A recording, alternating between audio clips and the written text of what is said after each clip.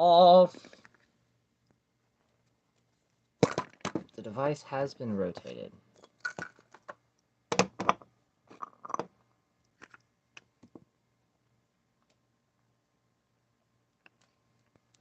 you want me to rotate it like this? Okay, screw it. I was trying something different. Sorry.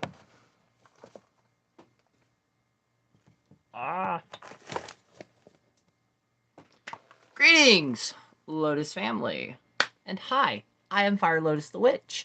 If you haven't already, go ahead and subscribe and hit that bell notification, or hit that bell icon so you get all the notifications of when I post and or go live. So I was trying to see how I felt with it being in landscape mode, and I got to get used to that. So yeah, we have a lot to actually go over and talk about, to the point where I got bookmarks. Hello. And I apologize in advance if you are on TikTok, because, well, that's kind of where the conversation is going to go. But we're also going to talk about a couple other things as well, because, you know, I thought, oh, thank you. They are random pieces of paper. And then a lot of the times what I like to do is, any books that are bought by, like, my followers, I always keep the name slip in the books. And then I normally grab whatever I can grab to use. Okay, so yesterday I wake up to find out that somebody made a video talking about tobacco's closed. Apparently there's been a conversation about graveyard dirt, and that just took a nosedive straight to the bloop. It's the most easiest thing to do, is to, like, randomly find a book thing and just slip that bitch in, and I'm like, alright, it works, we're good. So there's been a lot of misconfusion, and to the point where I was accused today of not listening to natives when they talk. That's not what I said in that video. Hello, but there was a conversation. I don't know where it started. I haven't seen the original videos, but basically somebody made a statement regarding that graveyard dirt is closed. I mean, at this point, the fucking earth we're walking on is also closed. Like, 100%. But the reason this is a problem, and I believe, and I know I'm going to get a hate for this, I'm sorry, it's the only thing that makes sense to me. I believe a lot of these closed arguments now are starting out because of the coyote incident. Now, for the people that do not know what happened, a practitioner was using coyote bones, excuse me, and then either a native saw it or it was brought to the native's attention, and they basically stated, we've had two, from what I'm aware of, we've had two natives come up and state that coyote bones, wolf bones, and bear bones are closed. Basically, yes, that's kind of how it is now, because, and I've been talking to multiple people in Discord, Facebook, all over the place, and they're kind of all saying the same thing. We're in a point now to where no matter what we say, we're going to be wrong. And it, like, somebody brought up, I think in the Discord, it was in the Discord, that somebody had mentioned beavers were closed. Except for they did their research and found out that beavers were also found in Egypt. I think they said Egypt. Or Russia won. No, it was Russia. Which means that in itself doesn't make sense.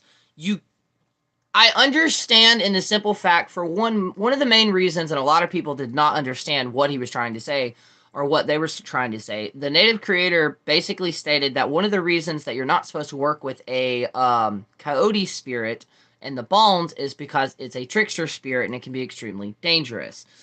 But the problem with that is, well, we all know how the internet worked.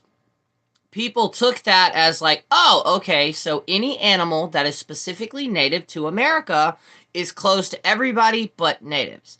And this is the question that I had for the natives, and none of them answered me, which was, okay, so we have to look at this logically, right? If you were born here in America, and you've at least had generations born here, there's a very, very pretty much, you're mixed with a lot of shit, okay?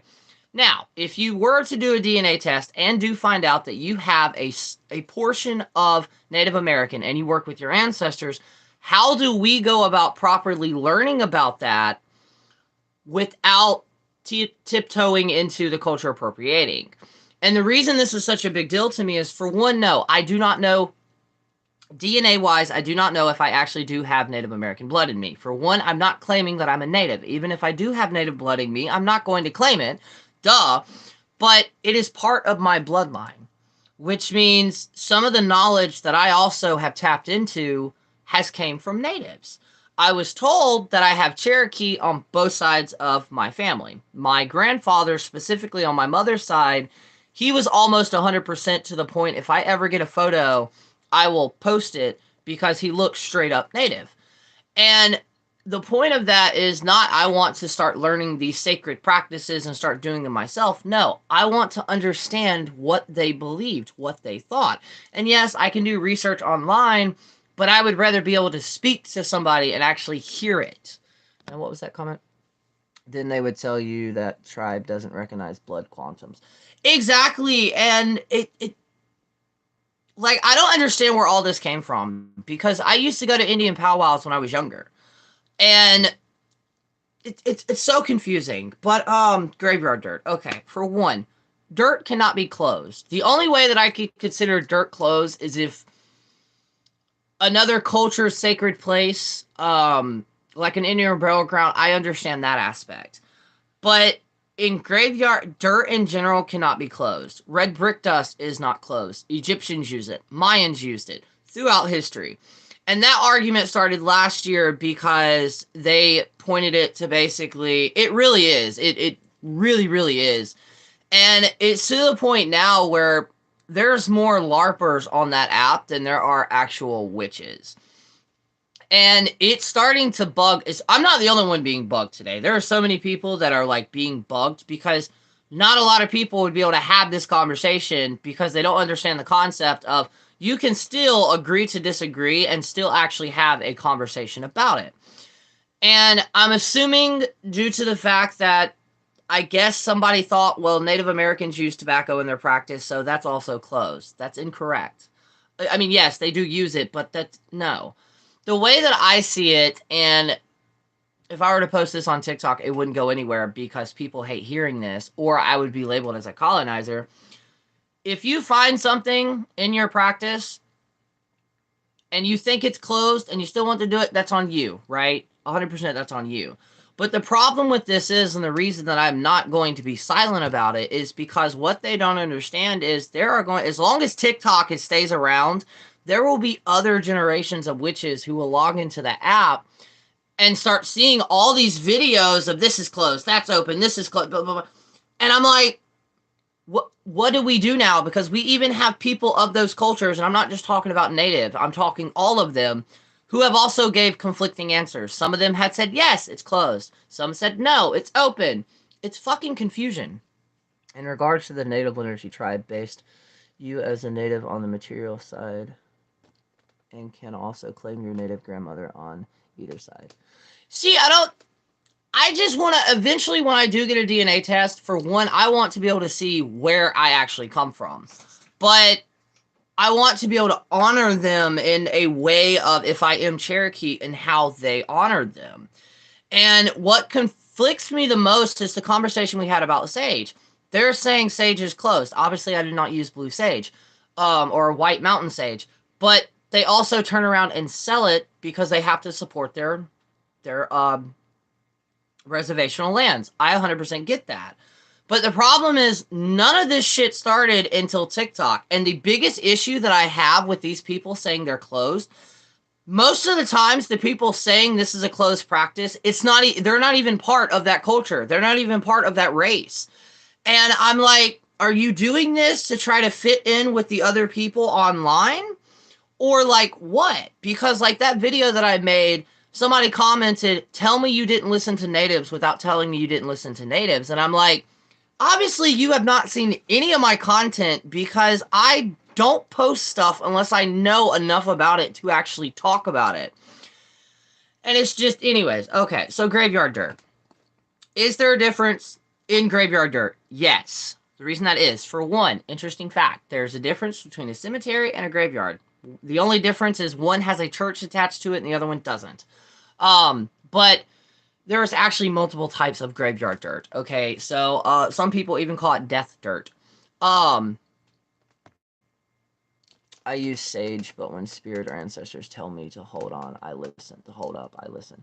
Same, and that's how I think everybody, a lot of us were taught, which is depending on what spirit says. Like when I first started the Southern Conjure Path and I was posting it online, I had multiple people come to me and be like, well, you're not going to be able to work with this because some of the herbs that are used in Southern Conjure also have been used in African magic and hoodoo, right? So I was like, okay, bet, let's see. So, through Etsy, I ordered, and it was the longest fucking package ever took me to get here, but it was from overseas, ironically. Hi John the Cockering Root. I was told, due to the fact of how I look, that I would not be able to actually interact with the spirit or essence of that plant. I've successfully done that. I will listen to them before I listen to a stranger on the internet. Exactly, exactly. Like, I saw this one video, and of course, some of these problematic videos, they never have their stitches or duets on. I try to have mine on, but I've realized what it is. It's if the video is over a minute, and y'all know how sometimes when you pick a filter, the timer thing just completely goes away. It, like, will take those two sections away. Speaking as a native whose hubby is also native, we taught in our culture, which means we are one spirit. Oh, I cannot pronounce that word, so I'm not even going to, but I am going to write it down because I love that. Um, I freaking love that term. All right. No, we're not in March. Oh, we're not in March. Duh, Corey, we're still in February. What is today's date? The 23rd. Yes, because yesterday was the 22nd. And that pen doesn't work. But, hold on, let me write this down. I'm trying to do too many things with my brain at once.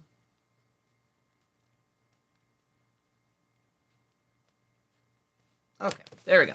Okay, so graveyard dirt, you can collect it from the actual grave. Now, the reason this is a no-no, Hamata Umasen. Oh, thank you. I also love the fact that I have a community to where I don't have to feel like weird or stupid because I can't pronounce a word. And y'all help me out so much. Seriously, thank y'all. So one of the biggest takeaways from that conversation was, why is it dangerous to actually collect graveyard dirt from someone's grave? This is perfect because my good old Jake Richards tells you perfectly. Thank you. I love y'all too. With this book right here, he explains that the reason you don't need to collect dirt from an actual person's grave unless you fully knew them in life is because if I were to say I need graveyard dirt for a protection spell, right? And I actually did take it from someone's grave. Well, come to find out, that person was a very, very negative person, like a murderer or something in his living life or in their living life. That spirit, for one, and that energy is going to be held in that dirt, which means my protection spell is probably going to go up in flames. On top of that, you need to do as much research if you're actually thinking about taking dirt from someone's grave. The reason this can be beneficial is because if they were a lawyer, law stuff. If they were a banker, prosperity. If they were a judge, legal matters. If they were a police officer, if they were a firefighter. So see, there is benefits, but you would have to do a extensive amount of research. And unless you know how to, and depending on the graveyard and everything like that, would be better for baneful workings. Exactly, exactly. That would be perfect for a baneful working. But we also have to take into account, for one, and this is something a lot of people do not talk about with graveyards, they always focus on that. There are what is known as graveyard guardians. What is that? So in Appalachia belief, they believe the oldest spirit, aka the first one that was buried there, will become the guardian of the cemetery. And trust me, the last thing you want to do is piss off an actual guardian. The reason I say that is, where I'm at, without giving my location away, my partner's family has a family cemetery. They're the only ones allowed in there because of the guardian. Multiple people have tried, and they've been fucking horrified. Go to a prison cemetery for dirt to use with baneful magic. Ooh, I didn't even think about that one. Thank you on that one. But yes, exactly. And it's just like everybody focuses on cemetery and graveyard dirt. There's bank dirt. There's library dirt. There's university dirt, as in a university, like a college. There's bank dirt, police dirt, courthouse dirt, church dust. So many other different types of dirt and dust that you can use into your practice. Make sure to always be partners before entering through the gate. Exactly, exactly. And see how I do it when the recent graveyard that we've been to, if you want to see that, scroll through my TikToks and there are a couple of videos on there about it. It's 100, I want to say it's 130 years old. It was around the Civil War to the point where like the graveyard in itself is still split.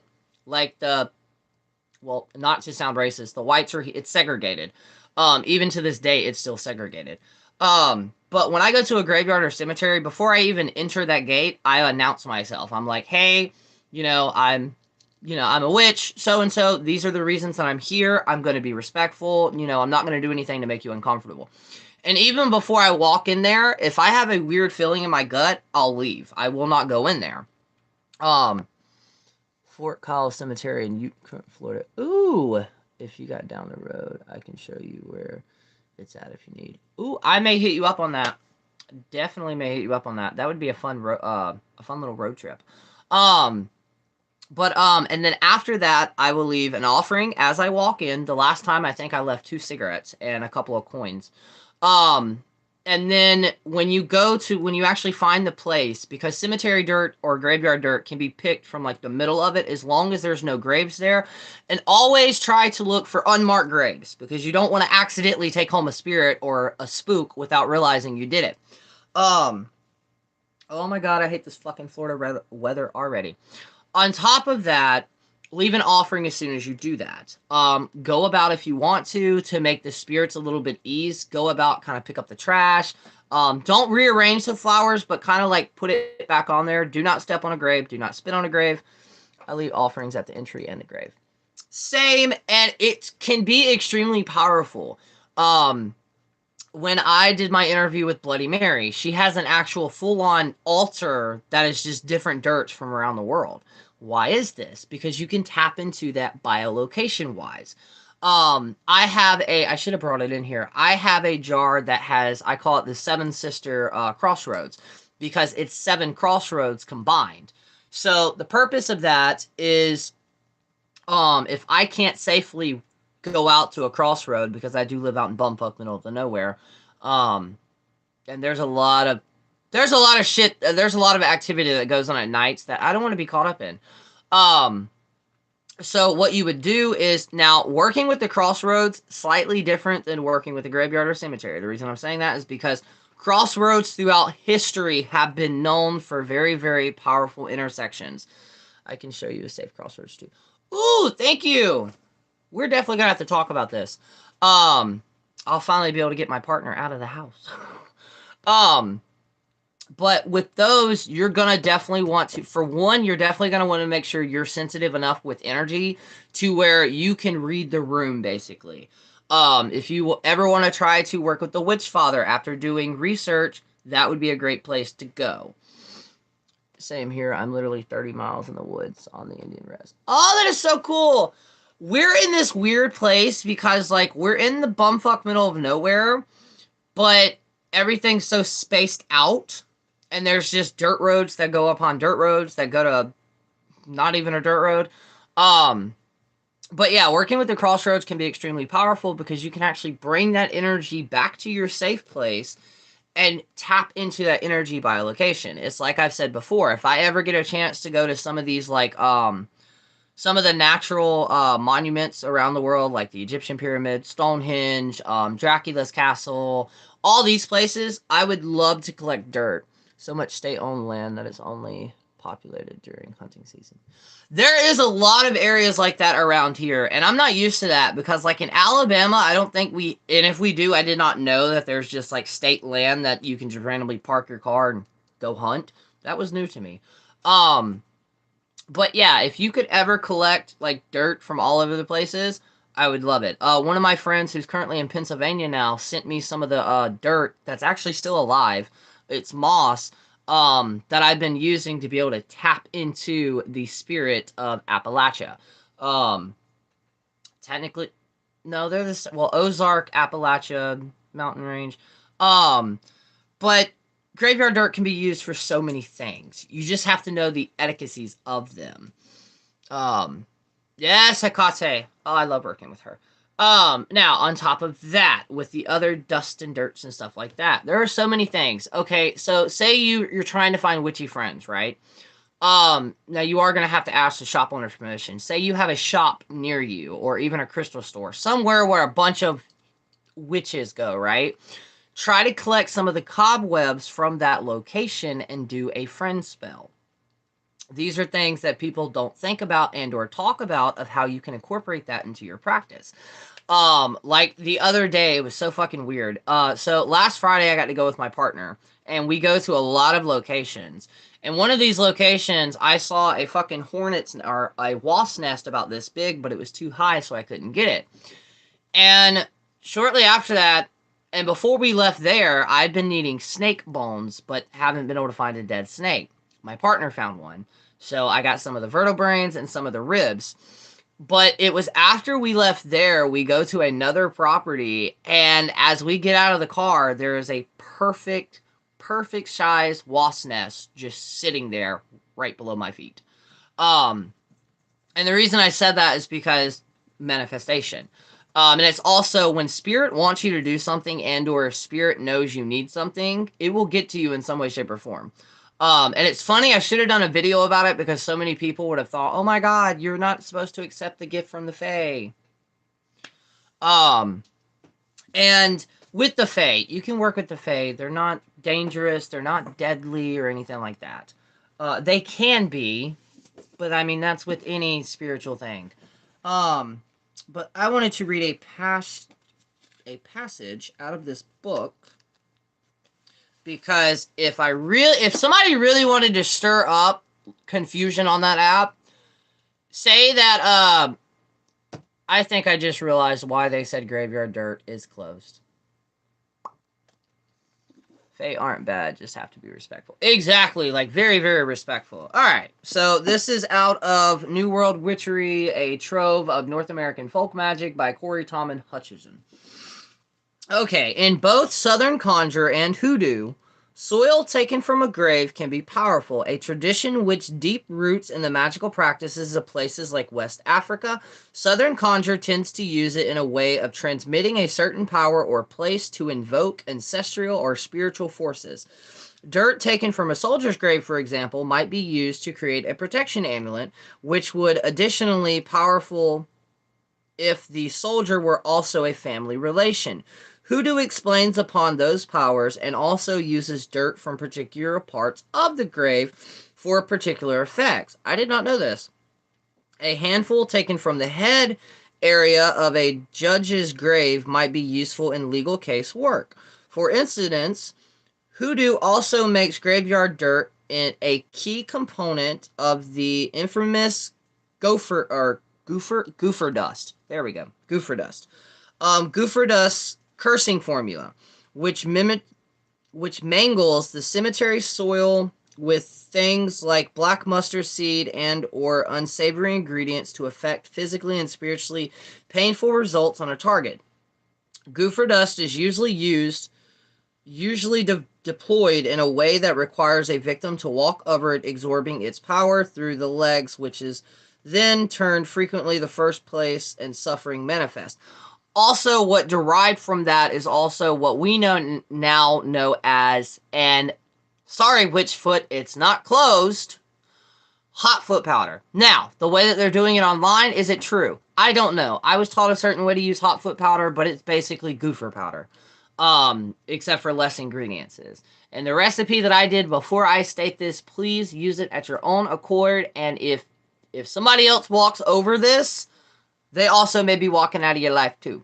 But hot foot powder helps remove people from your life in a very dramatic way. So the way that I was taught, you write the person's name and birthday 3 times on a piece of paper and burn it.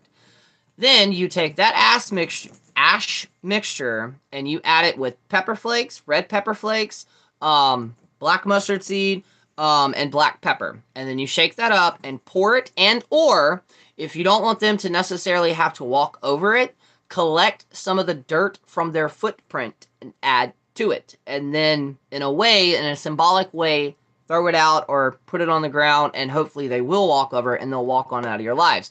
But remember, anybody else that also walks on that can have some type of effects from it. So always remember that. All right, here we go. Goofer dust is usually deployed. Okay. Amulets such as mercury dimes are sometimes worn to deflect these powers. See Chapter 15.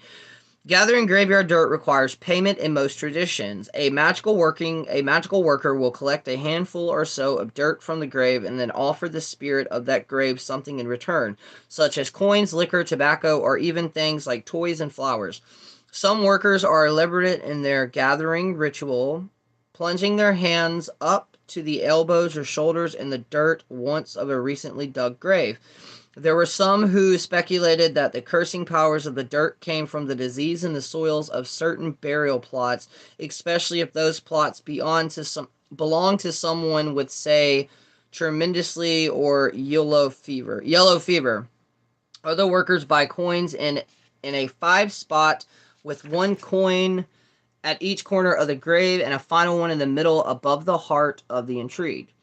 While most cemeteries currently have rules or follow local laws prohibited the destruction of soil or plots, family cemeteries are private land and often under private control, so you may be able to get permission to gather dirt if you have a family or a close personal relationship with the cemetery owner.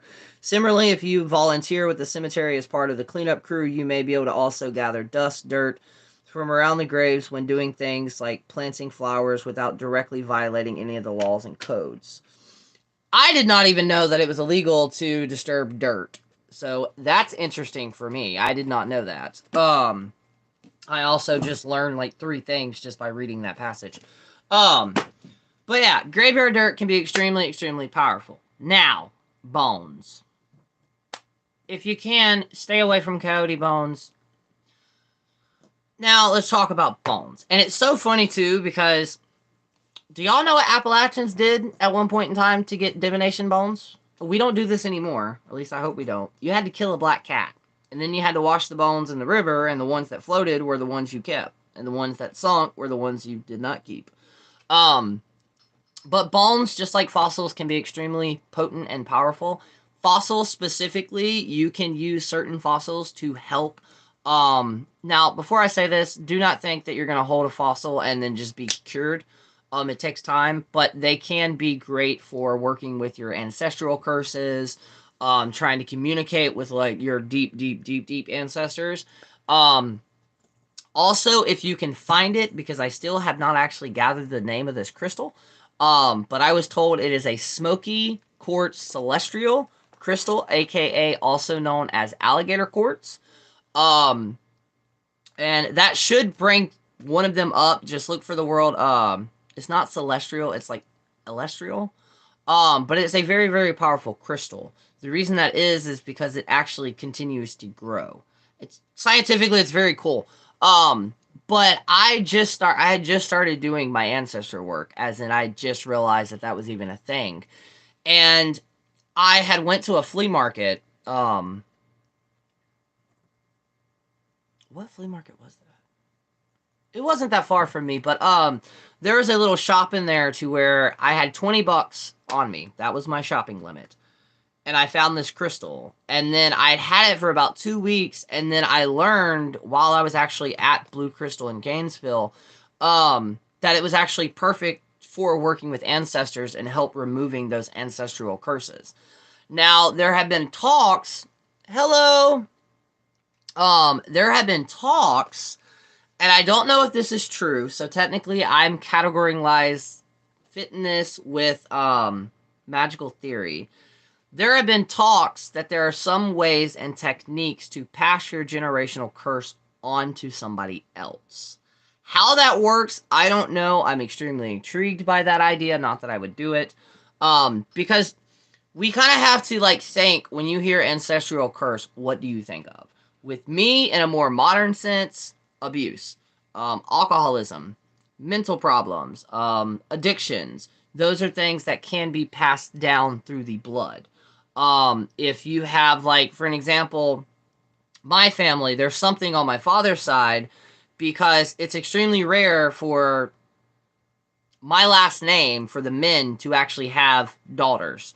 Primarily, it's a running joke that, like, we only produce men, but there's an issue. I was also always told that there's a family curse. Hello, that we have a family curse, and it's basically my last name's curse, which is most men that are born with my last name, my father's side, have a shit ton of anger issues, and let me tell you, 100% correct.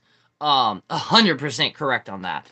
Um, and that's what I would consider a family curse. That is something that repetitively has been passed down and passed down and passed down. Now, as a witch, when we decide to become a witch, or when we finally say that we're a witch, it is kind of our duty to try to break that. Well, how do you break that? Basically, all it takes, and this is with any addiction, any curse, or anything like that, all it takes is for one chain, or one link in that chain to be broke. Once you break that, if you can be the one person to break that, you've broken it. It should not repeat going into it. See what I mean?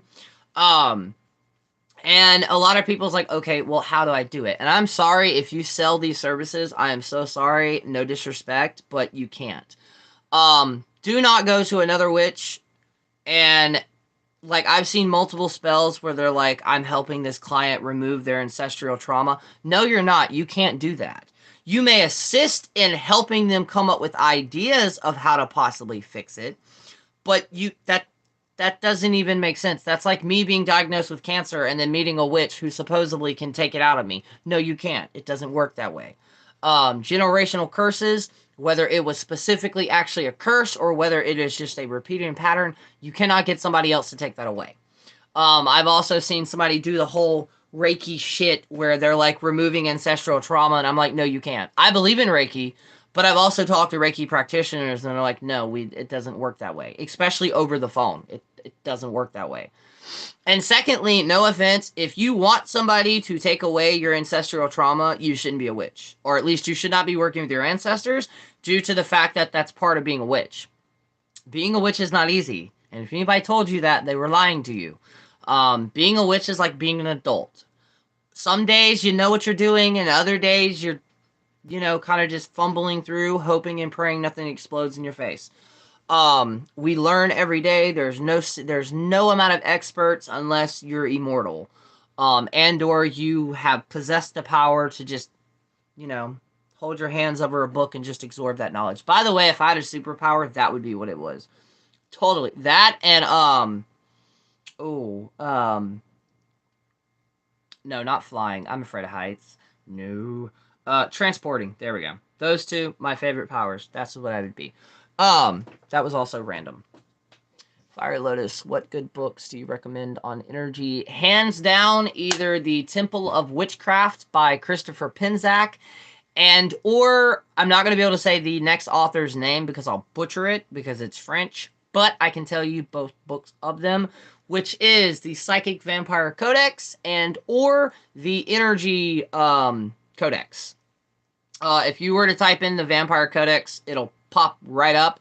The reason that I suggest that, you don't really have to focus on the vampiric aspect, but that book, hands down, will teach you some of the basics and teach you so much shit on how to work with energy.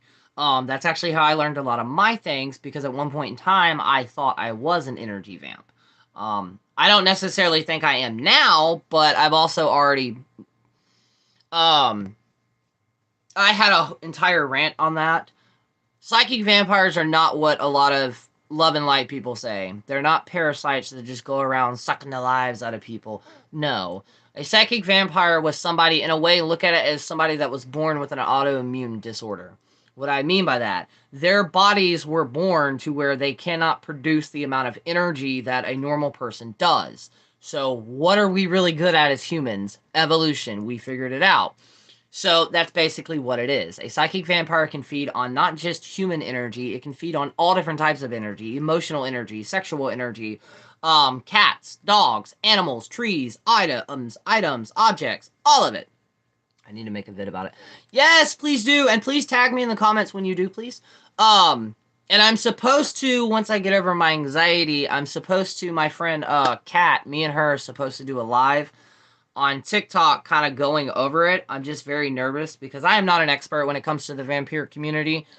I have dipped my toes in it before, on both sides, the vampiric and the blood drinking. Um, there are a lot of things that you'd have to go into. Any more books besides those? Not really, not off the top of my hand. I want to know as much books as possible you can recommend. After this live, if you want, click on my link tree that'll be posted with this. Scroll down, and I have an Amazon wish list, but it's called Magic Library. And those are all the books. Actually, I gotta make a note. I gotta update that today. But they're all the books that I have in my collection. Or at least all the ones that I could find on Amazon.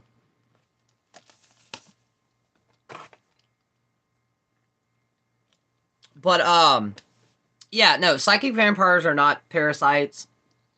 And please do not believe you can just wear a crystal and you can protect yourself. Because, no, I mean, kind of. What I mean by that is, yes, are there some psychic vampires that are, I'm not going to say negative, more malice? Yes. But a lot of the times, most energy vamps, they don't understand and or even know that they are one. It takes meeting somebody else that is awakened, is what it's called, to awaken them to realize that they are one. Now, with the blood drinking, YouTube, I hope this shouldn't get flagged, but YouTube, this is educational purposes only. I'm not trying to let anybody harm themselves or anything like that. Wait, a psychic vampire is a human or an entity? It's a human. It's a complete human. And if you hear otherwise, then they have checked out. It is a human. It is a human who was born with the malfunction of their body not producing enough energy that human bodies take. So I'm assuming through like evolution, it figured out a way to be able to get that energy from other sources. And I literally do mean other sources. And it goes deeper than that. There are some psychic vampires that will only feed on certain energies. There are some that only feed on sadness. There are some that only feed on anger. There are so many things, and it goes deeper. Now, with the bloodletting and or blood drinking, for one, there are at least 2 medical terms that I know of to where it actually does make you crave blood. I personally, and this is going to sound weird, I personally love the taste of blood. There are 2 beers. They're adult root beers that they have out. Literally taste just like blood. But with that, it gets complicated because it's not like in the movies where, like, you see them cutting open a vein or just pouring it into a cup. No, it's not that. Most of the time, it's a couple of scratches, and then, obviously, cleaning the site. You have to get tested constantly to make sure you don't have any diseases or anything like that. Oh, that is so cool. I still, to this day, don't know if I am one or not. I've been told by multiple people that I am, but I don't know. And I'm not really ready to venture down that road. But, and a lot of people ask me, well, what's up with the whole blood thing? Energetic wise, it's pure. It's your pure energy. But like I said, there are medical effects that will actually, one of them is to where you don't produce, I think, enough white blood cells or red blood cells, and it actually makes you crave blood. But with the feeding aspect, depending on the community and depending on how they set it up, there's an actual contract set up to where they have to get tested regularly. So what exactly are you saying? Psychic vampires unconsciously do the... Yes. That is exactly what I'm saying. They unconsciously do it until they are awakened. Once they are awakened, then basically through meditation and other techniques, they learn to control it a little bit. But a psychic vampire, and I hope I say this right, they're basically like tentacles to where they kind of come out of our backs. And what's really, really cool was the same author that did the Psychic Vampire Codex. They helped one thing that no other person has brought to the scientific community. The History Channel, although it's went to shit now, the History Channel a few years ago did a documentary on vampires. They did a segment on psychic vampires, and they brought Michelle. That's their name, Michelle, I believe. I just can't pronounce the last name. And they set up 2 thermal cameras, and they had Michelle over here, or Michelle here, and then they had the person that they were going to feed off of here. So there was a space between them. And they actually caught it on footage of this person's thermal heat moving over across the room to Michelle. And all the experts that were there were like, we don't understand this. Like, we don't know. There's also, you know how you can get aura photography? But instead of like your whole body where you get like your finger done, they've actually also did test on that to where they did a before the person was fed off of energetically, and then they did an after. And on the after, you can actually see small holes that were poked in the energetic field. So it's proof in a scientific level. They don't understand it, but it is proof that it is possible to take somebody's thermal energy. Which is really cool. But yes, they don't know they're doing it. Now, there are some that do know they're doing it and they just don't care. But it also depends on what type of energy they feed off of. It could be sadness, happiness, any other fucking emotion they can feed off of, like it was said in the comments, the just pure earth, trees, dogs, cats. Some of them I did find out thanks to TikTok, not all of them, but some of them, they love to go clubbing because, or they would love to live in like a social area, like a city, because it's free energy, a shit ton of free energy, that they can just feed off of. And it does get you, there are effects. Energy-wise, there are effects that can, it kind of gives you like a runner's high. Same with blood. It releases endorphins, and it can get you high. For those of us who are aware, emotional distress can trigger subconscious feeding. Oh, I didn't know that, actually. That makes sense, though. Oh, that makes sense for a lot. And actually, some people that call themselves empaths, they're not empaths, they're psychic vampires. There's even what's known as a reverse empath, which I believe I am. So, a basic understanding of empathy or empathy is somebody that can pick up on somebody's emotions. I can do the opposite, where I can project my emotions into a room. And the sad thing is, I have not gained to control it yet. But there have been so many times where, like, my partner was in a great mood, and it was back when I was working, and somebody pissed me off at work, and I'd come home, and as soon as I walked in the room, he'd get all pissy. And he'd look at me, and he goes, you need to go outside, do your little cleansing thing or something, and come back inside, because your energy and what you're pushing out in this room, no, I don't need it right now. Now, probably the next question is, how do you awaken them? All psychic vampires are empaths, but not all empaths are psychic vampires. Now, that does make sense, 100%. 100%, actually. The more that I think about it, that makes sense. And then you also have, which I've never heard about this either, which is called waterfalls. What the hell is a waterfall?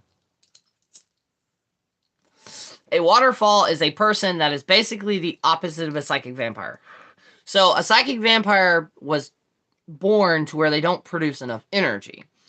A waterfall is what I call it. My ex was one of them. A waterfall is somebody who has an unlimited amount of energy. Where they get it from, I have no idea. But our old roommate, and anyone can channel and become a psychic vampire. See, I did not know that either. I thought you had to be born a psychic vampire. But one of my old roommates, when I was with my ex, was a psychic vampire. They were into Catholic, the high magic. I don't know what it's called. It starts with a K. These are, and they fed off my partner, and that's when I kind of also fed, and I was like, oh, holy shit. They literally are a waterfall of just pure fucking energy. I've met 2 of them. The other one was the person that I mentioned yesterday, who, weirdly enough, and I still haven't explained it, they have 2 auras. Yes, that's what they were into. They were in things that completely were way above my pay grade. And they tried explaining it to me. Way above my pay grade. Yeah, psychic vampires. I don't know where that came from, but somebody needed to hear that today.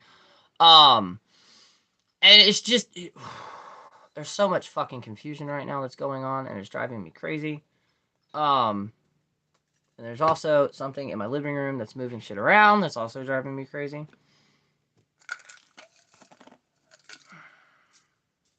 And then you can also make graveyard dirt and or cemetery dirt. I actually found out today that mullein is also really good for a substitute. But I learned how to make it and came up with my recipe that I use when I was looking into spirit jars, or technically ancestor jars, but I had to switch it because the traditional ancestor jar wanted me to use dirt from my ancestor's grave, and I don't like that idea of possibly binding that no, don't like that. So I created my own, and I'll give y'all a starting point, and then y'all can just kind of create your own as well. Eggshells and coffee grounds, dried coffee grounds. That's where I kind of started, and then just added basically the point of a spirit jar and or ancestor jar is to be able to basically kind of center that energy to where you can connect to it a little bit better.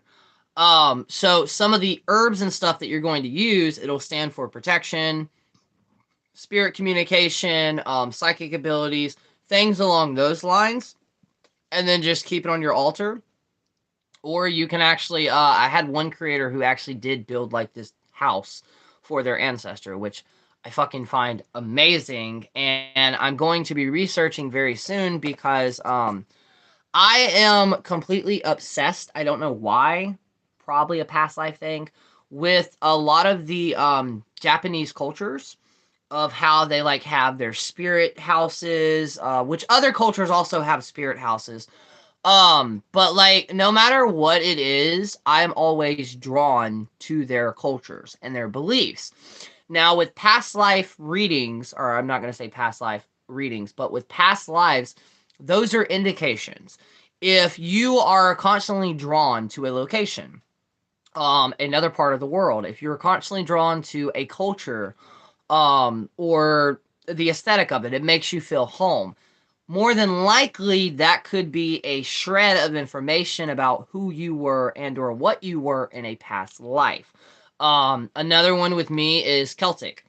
I used to, the CDs, Celtic Wonders, that they sold at Walmart. I remember when I got one of those, my stepfather took it away from me because I played that bitch 24/7 on my stereo in my room. I was fucking obsessed. I don't know what it was, but when I hear the actual music, not even the singing, when I hear the music, I feel like I'm at home. Now with past life regression, be very, very careful if you go about doing that. And the reason I'm saying that is just like for someone who has PTSD. I have severe complex PTSD. So the last thing I'm going to do is deep dive into my subconscious to try to pull something out. The reason that is with past life regression, you're not in control, which means you don't know what memory you're going to unlock. Imagine the first memory of your past life being the last moment of that life. It's going to be very, very traumatic. And what's going to wind up happen on a physical level is your body is going to be hit with all these emotions and your body's not going to be able to understand how to do it. The come down can be rough. Ooh. But yeah, like, be smart with that. Also, again, a lot of people hate to see this. You're not going to need another person to tell you if a deity is reaching out to you. I understand because it's like me. I do not like giving readings to myself because I am biased. I get that. But you do not need somebody to show you your spirit guides. You do not need somebody to tell you who your spirit guides are. Those are things that you yourself can unlock. You just have to find your fix. You have to find what works for you. And I understand, like, everybody's got to make money. I get that. But I would never charge somebody to do a reading like that. Now, with that being said, have I gotten readings that question came up in? Yes. But I also tell people when they get a reading from me, look, I kind of quote Alice from Twilight because it's the best way to explain it, which is the future is objective, which means you sitting down and getting this reading could change this reading. And people need to know that because not everything is by law. I had a read, and what's going to wind up happening to a lot of these readings, and I can claim this. I'm calling myself out. So I got a reading by one of my exes. It was one of the first really, really detailed ones. And for some reason, I locked onto that to the point where I turned it into a self-fulfilling prophecy. And I wish other people would too, but I mean, I know everybody's got their own things, but yeah, so when you get a reading, especially if you have anxiety, go into it with saying nothing is set in stone. And by dear God, if you have anxiety and you're slightly sensitive like I am, be very careful using Jake Richards conjure cards. Because holy mother of God, that shit will call you out. I've literally only gotten 3 readings that did not call me out. But they're really powerful cards, though, I will state that. It's just like I tell people, if you can't find some of the herbs that you need for a spell, go out in your front yard and make that herb. What do I mean by that? All the herbal correspondences we have in witchcraft, Southern Conjure, hoodoo, voodoo, and all other practices, they literally walked outside one day and was like, you know what? That looks like a bleeding heart. You know what? Let's associate this with love.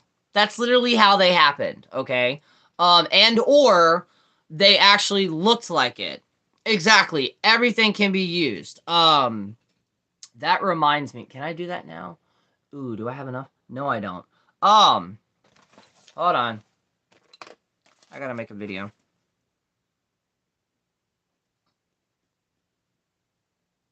Okay. I gotta make that pop-it video. I forgot about that. So if you want to make a pop-it in a traditional sense, and before I say this, no, it is not closed. Because people in Louisiana do this all the time. Specifically, Creole Voodoo is what I'm going to call it.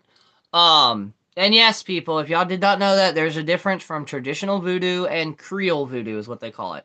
Creole Voodoo basically being voodoo that stemmed and was created in New Orleans and Mississippi. And I think there's like one other state. They call it Creole Voodoo. In Creole Voodoo, Native Americans also taught them how to make puppets. And guess what they did? They literally walked up to their tree. They got Spanish moss. And depending on the tree or depending on what they're trying to do, I'm pretty sure they'd match the properties of the wood with it. And they made a puppet using that. So the puppets you see in Creole Voodoo, if it has Spanish moss to it, know that that came from Native Americans. They willingly shared it. Southern Conjure, Appalachian Folk Magic, if you do your research, it all says the same thing. Natives willingly shared some of their knowledge when it came to herbal folklore and or herbal lore. I'm assuming a lot of other things as well, but and that's another thing. Do not use Google. Use DuckDuckGo and or Bing. Google, the way Google works, from my understanding, the first 2 pages are going to be who paid the most for advertisement to get on the first page. So if you do use Google, go to like the 8th or 9th page. Do not use the first page. DuckDuckGo, on the other hand, is an alternative web browser. If y'all have ever heard of Thor, and there's another, Tor. It's basically a web browser that does not track you, does not track your cookies or anything like that. So what winds up happening using one of those is you're going to get non-filtered results. I'm telling you, if you don't believe me, do an experiment. Come up with a question revolving witchcraft or something like that. Go to Google, type the question in, look at the articles on the first 2 pages.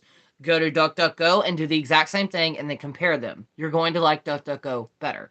Now, I use Google a lot just because in my everyday life, because I have an Android phone, so it runs through Google. So I use Google Assistants and everything like that. When it comes to research, on the other hand, I will go to DuckDuckGo. 10 times better results. And I've said this before, fucking Pinterest is not that bad. Now, before I say that, Pinterest is good just like Tumblr is good with A, getting inspiration, B, getting ideas. Now, with that being stated, could you use a spell that is on Pinterest? Yes, but I always say tweak it. It's just like all of these books. all of these books, all the baneful books that they've been coming out with, never do a spell in a book word for word, ingredient by ingredient. Why is that? Because that book is being sold by hundreds of thousands of people, which means hundreds of thousands of people also have the exact same book. Which means, if you understand magic, me knowing how you did that spell, I can completely rip that spell apart. So always change it. Never do the same thing as in the book. And if you grew up Wicca, you understand how hard that is. That was something that I had to unlearn. Because most of the Wiccan books back then were like, you do it like this, or it doesn't work. You don't add shit, you don't take shit away. You do it like this, or it doesn't work. That is bullshit. 100% bullshit. And you will get to a point in your practice, and if you're not, I encourage you to slowly get there, to intuitively do magic. What do I call it instinctual magic. What do I mean by that? So obviously and before I say this is not a flex, I've been practicing for about 18, 19 years, right? I think I'm actually going on 19 years. In the process of that, I've soaked up a shit ton of knowledge, right? So I'm to the point now to where I have so much knowledge in my brain to where a lot of the times, half the books that I have, I use them for research. Like, I keep a book of shadows, but it's more of a, kind of a list of spells, ingredients, and stuff like that.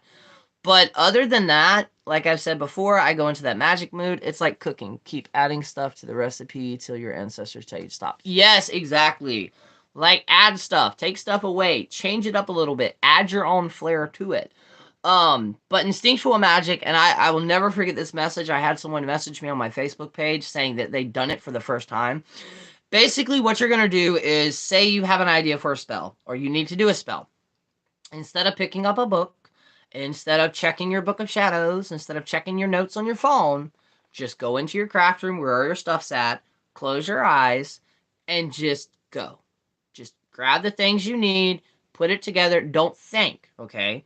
Now, after you've put it together and you've worked your working, go back and look at the ingredients that you intuitively picked and see if the reason that you used them matches up with the correspondence. That's half of my magic. That's why if you've seen some of my pictures on Instagram, if you've seen the videos here, and or if you've seen some of my TikToks, some of the things look similar, but none of my magic is the exact same. The only time it's the exact same, kinda, is with the honey jars that I do. And even those are not the same because I'm constantly adding things or taking away from things. I'm constantly adding different sigils. Shit, I recently turned a mantra into a sigil, which was really cool. I haven't tested it yet. I need to, but it's really cool. Oh, also, for the person who asked yesterday about visualization techniques without being able to actually visualize. I don't know if you're on TikTok, so I don't know if you saw the movie and or if I posted the video yesterday. I think I did. No, I did not. I figured out a way yesterday. So, hold on. Let me go get something to make this easier. Visually, to make it easier.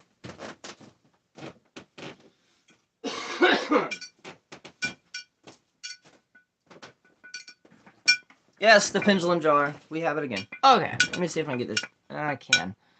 Maybe? Okay, no, I cannot. Okay, so you're going to need something like this or a piece of glass. Because I realized yesterday that it's kind of picking up. See how my reflection is on the glass of my hand? Do that. If you have visualization issues, try to get something reflective and use your reflection as your visualization, if that makes any sense. But I was messing with my pendulum yesterday, and I looked down and I saw that my hand was reflected onto it. And I was like, wait, no, this is perfect for someone who can't mentally visualize. You could actually use your reflection in glass to be able to visualize that. So your reflection is what you would normally see in your head, if that makes any sense. I hope so. And I would say I can try it, but I can visualize. So somebody who can't visualize in their head, try this and let me know if it works. It's just a random idea, but it was also a cool idea. So I'm hoping it will work. I know Witchfoot has made a video. I think she made a video on an experiment that she was going to do with it. I don't know. I don't really follow her. Not saying if before I say that, I will never dictate who somebody needs to follow and doesn't need to follow. I may encourage you to follow other people, but I'm never going to tell you don't follow this person or don't follow this person. Because there are plenty of people that I follow that I don't agree with everything, but we also have, we can agree to disagree and then also still have a conversation. Versus a lot of people online who just wants to, I guess, speak. But anyways, if you think something is closed and you can't find enough research online, try to reach out to one of those, not just one, try reaching out to multiple people in that community and see what the answers are. And then, like we've said before, ask spirit. Your spirits will let you know. 110% they will let you know. But yeah, I think that's going to be it to today. Now, a different change that will be coming to this, I still haven't figured out how to fully do it yet. Actually, I have an idea. Something I did not try. So, I was in a prayer video for Temple on YouTube. I'll have it posted in the comments after I make this live. That one of my friends has, and we had to shoot I had to shoot the video in landscape format, which was like this. And I kind of like it, but at the same time I don't. I don't know. So we're going to be experimenting with that very shortly. Today is Tuesday, so obviously I will be back tomorrow. I will be a little bit sooner. I was a little bit late today because my phone wouldn't stay charged. But yeah, that's going to be it for today. And then I'll probably make a TikTok and also post it on my Facebook page of what y'all would like to start talking about. Like, see if we can get, like, each day as an actual conversation or a subject. And then go from there. I did get my Pringles. So that video will be made hopefully today. I got 2 different sizes and 2 different cans. So hopefully I'll be able to try on both sides. And hopefully we'll be able to successfully get a spelled candle to work in a cheaper way. And the reason that I'm experimenting with this is for everybody who is like me, who struggles, start saving your wax, and you can buy twine from Dollar General or hemp from Dollar General, Walmart. Buy that, melt that wax down, and if this works, then you have a cool way of making candles repetitively without having to spend a dime on money.